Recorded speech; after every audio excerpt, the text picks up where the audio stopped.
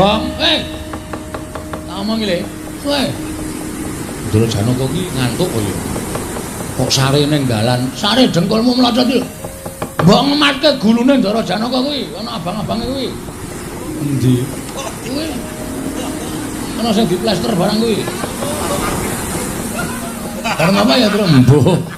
Ane kok ana sing metu getih barang gek ngecap siung kaya ngono. Waduh. Nyeluk Sinuwun Darawati kok. Oke.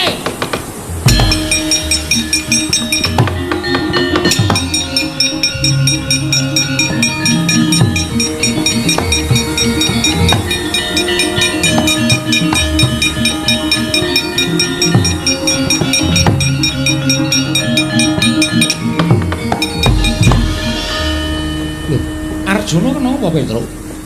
Kula tuku tekan iki pun ngenten iki ora pati nduga mono. Lah iki mesti ana sing tumindak ora apik karo Janaka, sajahe ngoten. Mati apa urip Petruk? Sedo ketoke lah tak ungkulane kembang.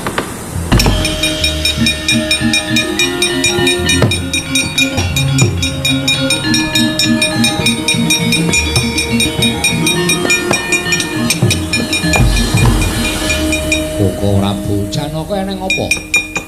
Pinanggih kalian Bapa Durna. Piyambakipun anggenipun badhe nyuwun ngambil pustaka Jamus Klimasada menika Blokasuta. Panjen kepara saestu badhe mejahi dhateng para Pandhawa. Tumunten kula badhe ngrangsang Bapa Merbadur ingkang sampun wegah nampa warah nampik pitutur becik.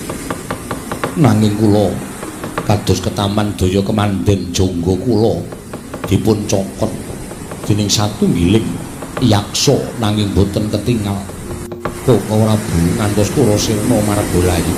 Putra, Nun. Werkudara endi?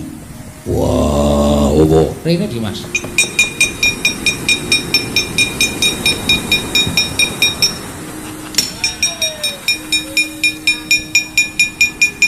Mbok akon, Sok. Ana kanan ngono ki pindah Gong. Ngono aku pindah kok ora nendang apa ta? Watur nggone jejer ratu. Kresna napa? Janaka ketemu karo bapa gurumu. Sapa? Begawan Durna. Janaka mati dipiloro karo Durna. Saiki aku tak takon karo kowe. Kaya ngono kae wajib diajeni, wajib dibelani. Werkudara? Nggih. Iki tak takoni. Iya. Wajib dibelani apa ora? Wajib diajeni apa ora? Oh,